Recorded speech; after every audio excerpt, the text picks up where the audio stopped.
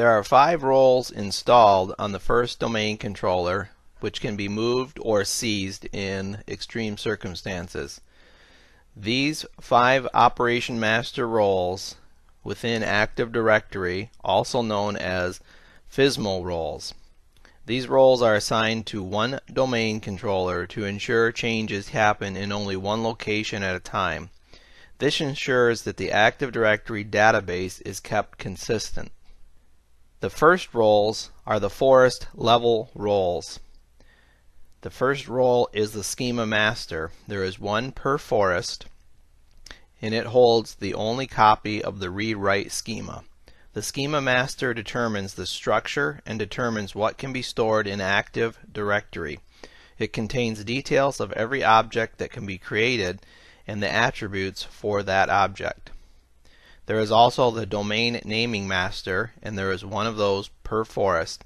It verifies that a domain does not already exist. There are 3 domain level roles. First is the RID master, or relative ID master. There is one per domain, and this master role allocates RID pools. A RID is a sequential number that is added to the end of a security ID or a SID. It is required for every Active Directory object. The next role is the PDC, or Primary Domain Controller Emulator.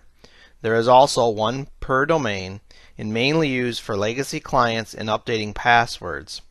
It uses Kerberos to ensure timestamping is correct. If a clock is more than 5 minutes off, it is perceived as a relay attack. The time is synced to the server which holds this role.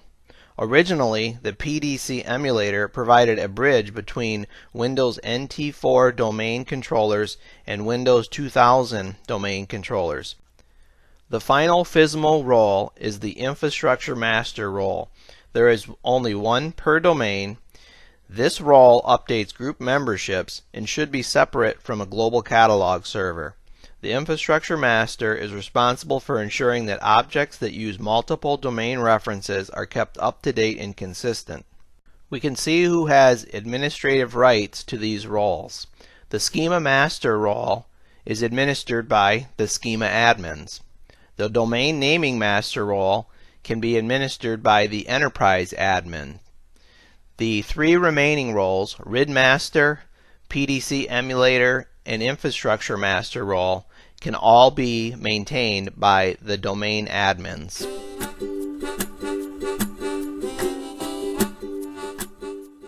Here we are on the domain controller, one of the domain controllers in my domain.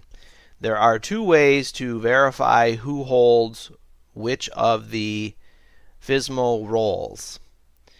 We can start PowerShell or the command prompt and run as administrator.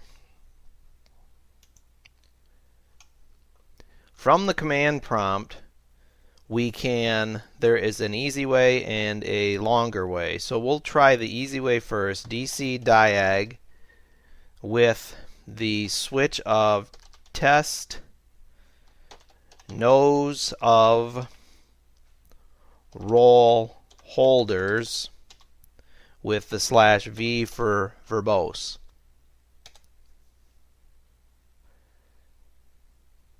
And that gives us quite a bit of information, probably more than we actually need. But if we scroll back up, we can see when the DC diag starts that it performs some tests looking for who holds the various roles. And if we scroll down a bit, this is the information that we are looking for, knows of role holders. So it gives us the role schema owner, and it gives us a lot of information here, but what we're really looking for is that we know that the domain controller that is named DC1 Maryville holds this role, and in fact it looks like DC1 Maryville holds all of these roles. The other way to verify who holds these roles is to use the NTDS utility. So I'll clear the screen here. So again, in Windows PowerShell, we want to run the NTDS util. And you have to have administrator privileges to do this. We type roles, connections, and connect to server, and then the name of the server we want to connect to.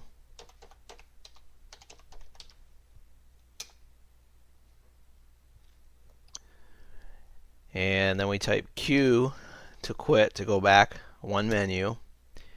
And then we type select operation target. Now this is the same or very similar procedure that we'll talk about later in seizing the FSMO roles from one domain controller. So we select enter, and we want to list roles for connected server. And you see this gives us the same information, well, a little more precise information of who holds which roles. So we can see the schema once again, that the DC1 Maryville holds that domain naming master, DC1 Maryville, and so on. So that's just another way that we can inquiry on who holds which roles. So in order to get out, we can just quit, Q all the way back, and we're back into our normal prompt.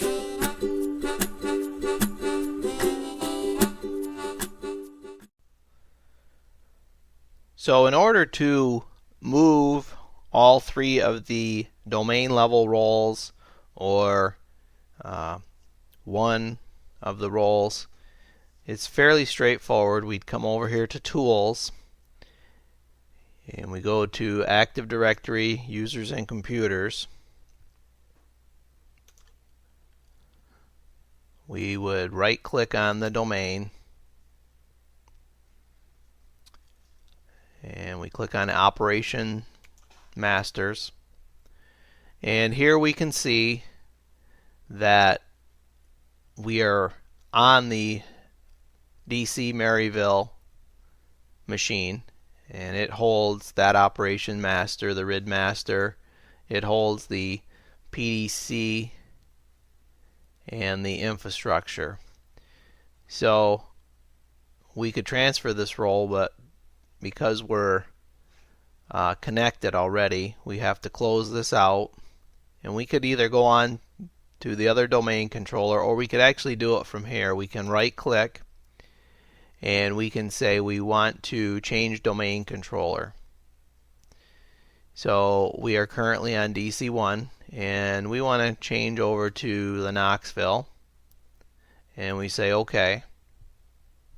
And now we have another snap in. We're actually in the other server. So we would do the same thing.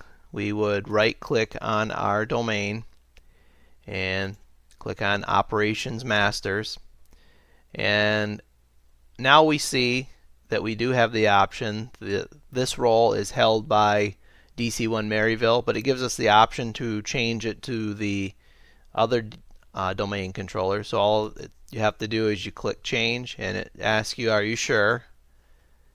And it's done. So we can do the same thing for the PDC emulator, and say OK, and ask us, do you want to do it? And we say yes. Gives us a success notification, and we can do the same thing for infrastructure master.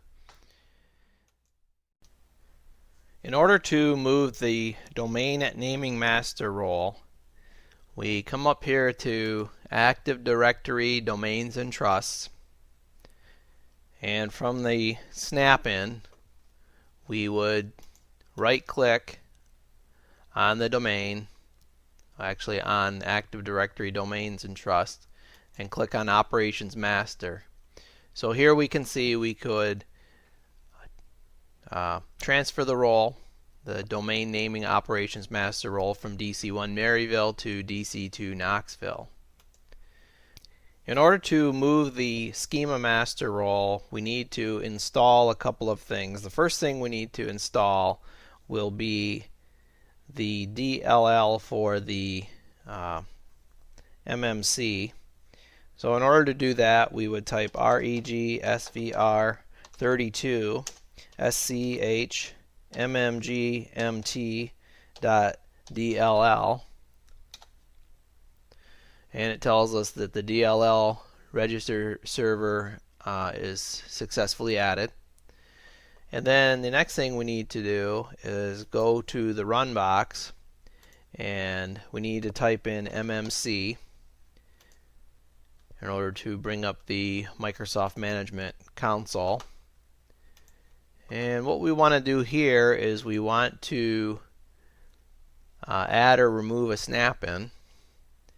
And the snap-in we need is right there, the Active Directory schema. So we can add that in, and we say OK. And we can save this MMC. MMCs are kind of cool. You could put many different functions in here and save it, functions that you access regularly. So we do the same thing here. We're going to right click and go to Operations Master, and we can see right now that the DC we are on is Maryville, so it doesn't give us an option of where to move it to. So we can do the same thing we've done in other MMCs. We can come over here and we can right click, and we can change to a different domain controller. And we're going to switch over to the Knoxville DC. We're now on the DC2 Knoxville, so we can right click and go to Operations Master, and it shows us that the schema master is on this machine, DC1 Maryville, and it gives us the option to transfer the role to DC2 Knoxville, which I'm not going to do.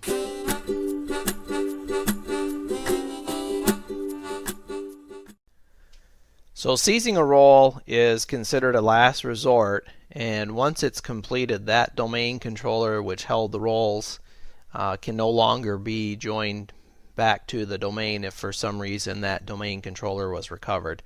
So in order to seize the role, we're going to use the ntds util, and the steps are similar to finding who holds the roles.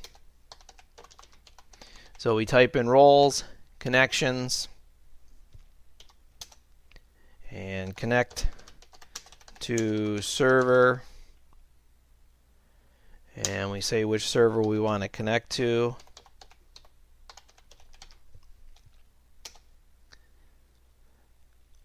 And so now we're connected, and we would type quit or Q to head back one. Now if we actually wanted to seize the roles, which I do not want to do, we would type in seize and whichever roles we're seizing.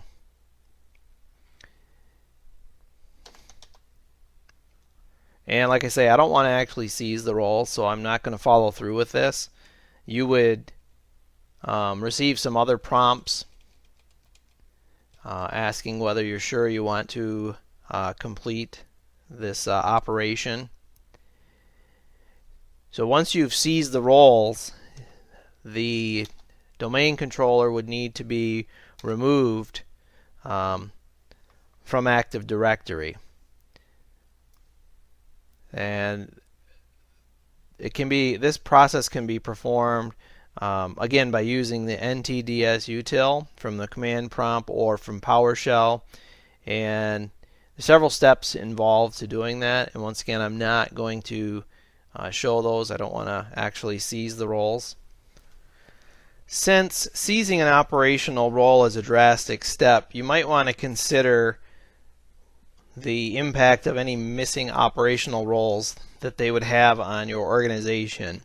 A schema master, if this role is missing, changes to the Active Directory schema could not be made. However, this role could be missing indefinitely if you did not plan on making any changes to the schema. The domain naming master role is only required when adding or removing domains. So if you do not plan on adding or removing any domains, this role could also remain offline indefinitely. As for the other three roles, the RID master, without that role, domain controllers cannot create new objects. The RIDs are allocated in pools, so a domain controller will not run out of them quickly unless there are lots of Active Directory objects being created at once. The PDC emulator, which is considered the final authority for password authentication, if that was down, users would eventually encounter logging in problems.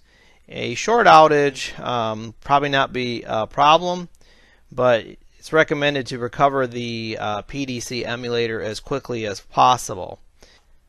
As for the infrastructure master, in a single domain or forest, a missing infrastructure master will not cause any problems. It only comes into play in a multiple domain environment and will cause problems if none of your domain controllers are global catalog servers. In that case, cross-domain objects may not be updated correctly when changed.